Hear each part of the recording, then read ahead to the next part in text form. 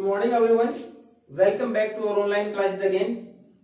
In the last class we have continued with our fourth lesson of civics, growing up as boys and girls. कि किस प्रकार हम एक लड़के के तौर पर या लड़की के तौर पर बड़े होते हैं, किस प्रकार हमें अलग अलग व्यवहार सिखाया जाता है, किस प्रकार के हमें गेम्स अलग अलग बताए जाते हैं, किस प्रकार हमें ड्रेसअप होने के लिए बोला जाता है कि लड़की की क्या जिम्मेवारियां हैं, लड़के की क्या है, किस प्रकार उसको बिहेव करना चाहिए, आगे जाके क्या कुछ रिस्पॉन्सिबिलिटीज रहेंगी।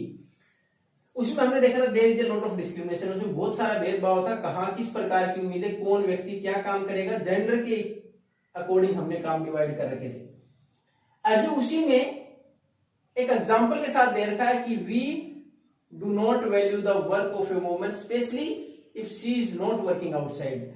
हम महिला के काम को तब तक कोई वैल्यू नहीं देते, तब तक कोई कीमत नहीं देते, तब तक कोई रिस्पेक्ट नहीं देते जब तक कि वो बाहर कमाने के लिए न जाए। यानी जब तक वो कमाए नहीं तब तक अगर घर पर काम करे तो हम उसकी वैल्यू नहीं समझते। एक एग्जांपल के द्वारा इसमें दे रखा है कि एक लड़की है, वो घर जाकर अपनी मम्मी को बोलती है कि कल मेरा स्कूल का टूर है बाहर। इसमें एक्सप्रेशन वर्ड इस्तेमाल हुआ है कि स्कूल का टूर है, कि उसमें हमारी मैडम ने बोला है कि वॉलंटियर्स की जरूरत है, यानी कोई भी साथ में अपनी इच्छा से जा सकता हो जो कि who can take care of the students, जो बच्चे जा रहे हैं उनकी देखभाल कर पाए। तो अपनी मम्मी से बोलती क्यों ना मम्मी कि आप एक दिन की छुट्टी ले लें। यानी उसकी माताजी वर्किंग वोमेन है, वर्किंग वोमेन मतलब वर्किंग तो सारी है, घर पर काम करती मम्मी जी वो भी वर्किंग तो है ही, हम वैल्यू नहीं करते वो अलग बात है, लेकिन वो कहीं ना कहीं बाहर काम करती हैं। तो उनको बोलती कि आप एक दिन की छुट्टी ले लें और साथ चलें।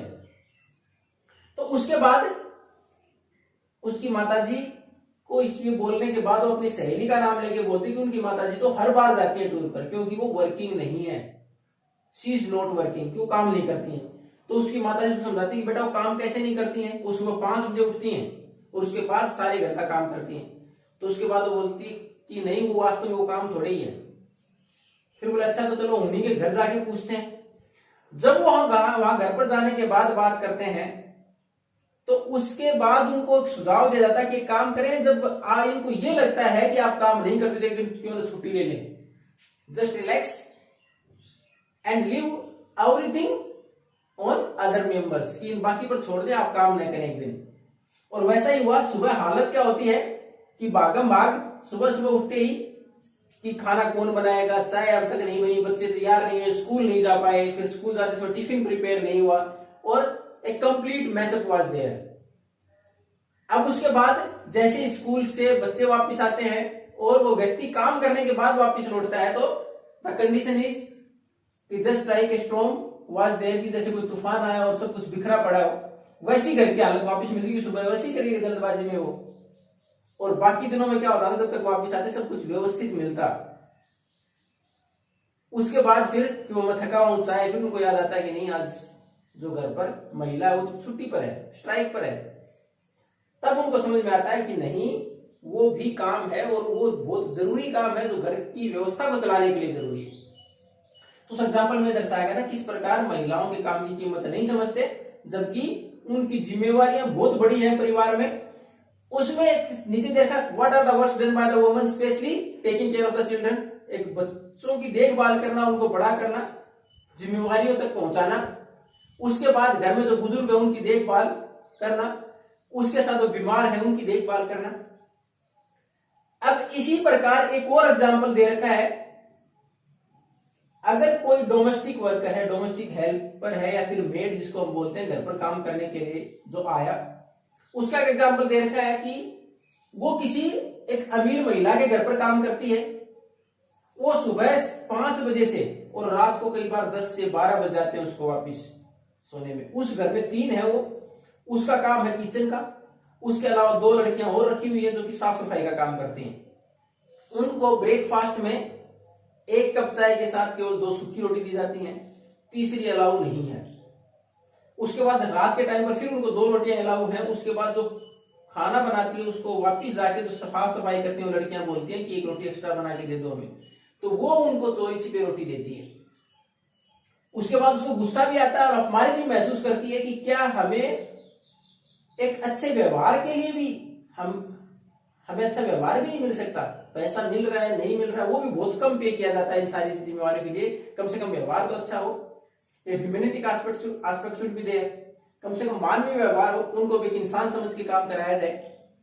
तो ये सारी चीजें इस लेसन में दे रखा है किस प्रकार हम वैल्यू नहीं करते उस काम की जो काम घर पर किया जाता है, क्या पे करने के लिए नहीं किया जा रहा है केवल। अगर वही महिलाएं बाहर काम करती हैं तो उस काम की कीमत समझी जाती है। अब उस काम का एक छोटा सा एग्जांपल लें, अगर वही काम हम किसी को बाहर से पैसा देकर कराएं तो तब वैल्यू होगी उस काम की, तब हमें महसूस होगा कि हाँ इट्स कॉस्ट, कि हमें लागत आ रही है इस चीज की।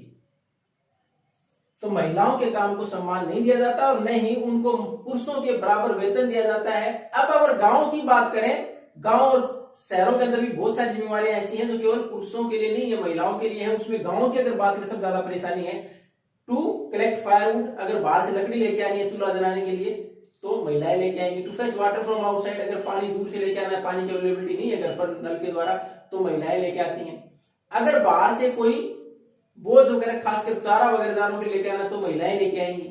उसके अंदर फिजिकल वर्क बहुत सारा होता है। फिजिकल वर्क की किसी चीज को टू बाइंड इट, उसको बांधने के लिए बेंडिंग, मुड़ना, उसके बाद उसको टू लिफ्ट इट, उसको ऊपर उठाना, उसके बाद एक to cover a long distance by walking, चलते हुए लंबी दूरी तय करना, उसके ऊपर सर के ऊपर इतना बड़ा लोड वजन उठा के चलना, तो बहुत सारा फिजिकल वर्क इन्वॉल्व है। अगर शहरों की बात करें तो वहां भी हम देखते हैं गैस का चूल्हा है तो ज्यादातर we are going to make the prepare the food standing, वहां खड़े होकर 2 से 3 घंटे पूरे परिवार के लिए खाना वगैरह बनाना।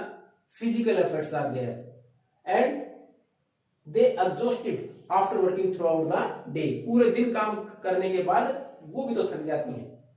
अब उसमें हमने 2 एग्जाम्पल दे रखे हैं नीचे, और वो भी हमारे यहाँ ऑथेंटिक तौर पर डाटा कलेक्ट किए हुए हैं, जिसमें 2 स्टेट को कंपेयर कर रखा है, तमिलनाडु और हरियाणा। दोनों ही जगह आपको देखेंगे तो वर्किंग आवर्स हैं वो महिलाओं के ज्यादा हैं, वर्किंग आवर्स महिलाओं के ज्यादा हैं पुरुषों से। जबकि पेड की अगर बात करें, पेड वर्किंग आवर्स है पुरुषों के ज्यादा है, उनको पैसा ज्यादा मिलता है, महिलाओं को कम मिलता है। जबकि वर्किंग ओवरऑल वर्किंग आवर्स अगर कंपेयर करें तो महिलाओं के कम से कम 15 से 20% अगर आप वर्किंग आवर्स की बात करें, यानी कम से कम हर एवरेज निकाले पर डे तो 3 से 4 घंटे ज्यादा काम करती हैं। अब अगले लेसन में, अगले पार्ट में हम पढ़ेंगे इसमें कि what are the different steps are taken to provide equality to women at working place as well as at home, की घर में जिस प्रकार काम कराया जाता है, किस प्रकार उनकी वैल्यू नहीं है, उसके लिए क्या कुछ एफर्ट्स किए जा रहे हैं, किस प्रकार इक्वलिटी प्रदान करने का प्रयास किया गया और क्या कुछ उसके लिए how the voice is raised, किस प्रकार आवाज उठाई गई उनको बराबर का हक मिले, how the education facilities are increased for them, किस प्रकार उनके लिए शिक्षा की, स्वास्थ्य की सुविधाएं प्रदान की जाए। We are going to continue in the next class. Thank you and have a nice day.